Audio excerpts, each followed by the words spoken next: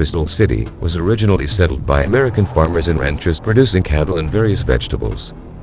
This area, called the Winter Garden District, was so rich in produce that, in the early 40s, over 90% of the town's population was made up of migrant workers. The Farm Security Administration developed a migratory farm workers camp on the outskirts of the small town, with 41 three-room cottages and 118 single-room cottages to accommodate the labor force.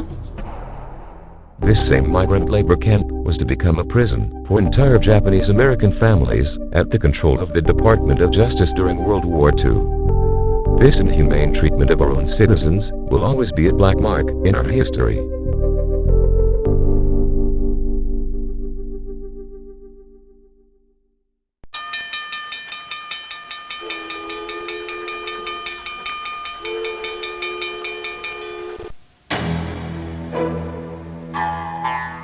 Now, it's not like we wanted to come here. We didn't want to come here. We were forced to come here.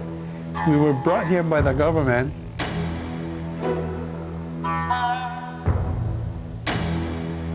Probably 90 to 95% of Americans do not even know this happened. Do not even know that the United States went hostage shopping in Latin America and took Latin American citizens.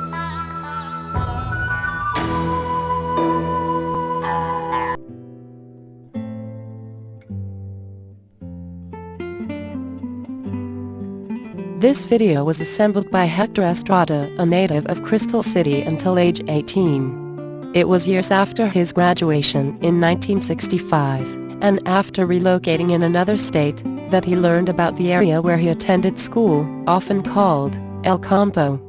This development was not only a labor camp, as was common in a lot of farming communities in southwest Texas, but it was also a World War II alien detention camp.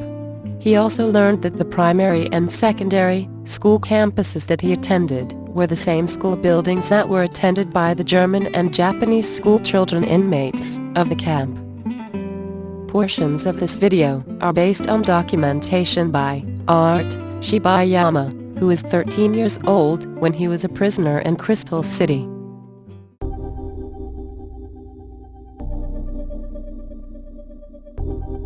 Crystal City was the location of the largest internment camp administered by the INS and Department of Justice.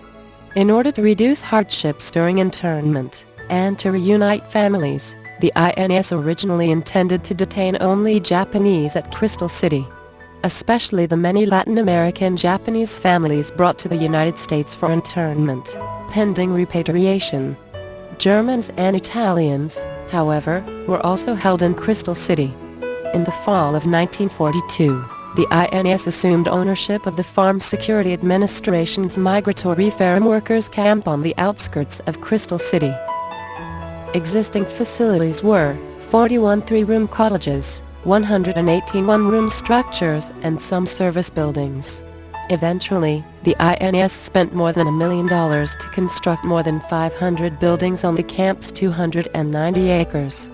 Warehouses, auditoriums, administration offices, schools, clothing and food stores, a hospital, and many housing units were built.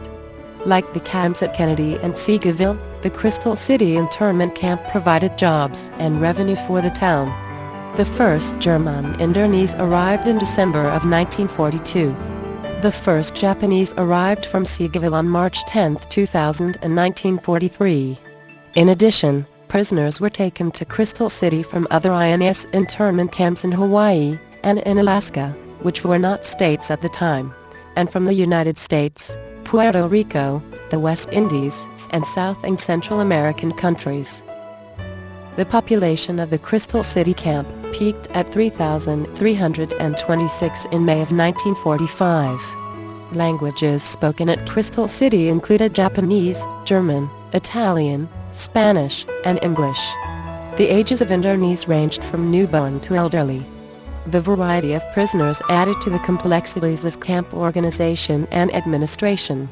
Camp officials tried to arrange housing so that similar races and nationalities would be together, but even so, strong differences emerged between those who wanted repatriation and those who wanted to stay in the United States or return to the country where they were expelled from. The camp was divided into separate sections, for the Germans and for the Japanese. Though no physical boundaries separated the two groups, they did not interact with each other. They had separate auditoriums, community centers, schools, and stores. Housing units consisted of triplexes and duplexes that shared toilet and bath facilities. There were 3-room cottages with indoor toilets and showers. And there were plywood huts with central latrines and showers. Except for the huts, all housing had cold running water, kitchen sinks, and oil stoves. Administrators assigned housing and set food allowances based on the age and size of families. Token money was issued accordingly, and families purchased food at a large grocery store. There were 2 separate, large canteens called the German General Store and the Japanese Union Store.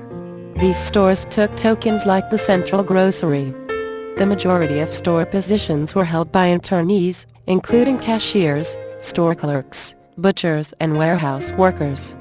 The Japanese were provided with special foods, such as soy sauce, tofu, seaweed, dried shrimp, and large quantities of rice.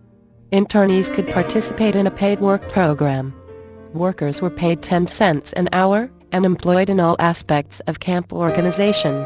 They planted vegetables, tended orange orchards and beehives. They also raised pigs and chickens behind the compound. Inside the camp, they washed and repaired clothes and also mended shoes, manufactured mattresses, furniture, and clothes, and made sausage and bakery items. Others worked in the stores, administration offices, hospital, or schools.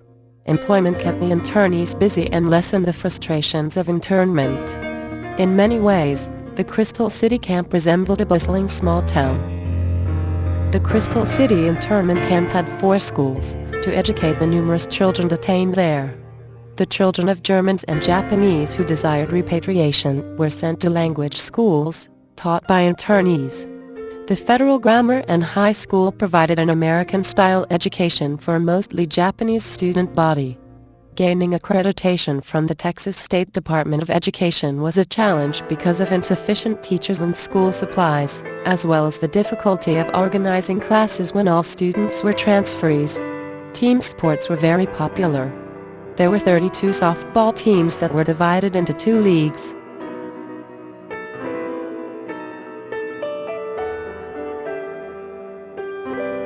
With a schedule of games and tournament playoffs, a chapel with more than 30 internee priests and ministers provided worship services. Also, a beer tavern, centrally located, and frequented regularly by Germans. Camp officials granted many requests for picnics by the Nueces River, which was not far outside the internment camp boundary.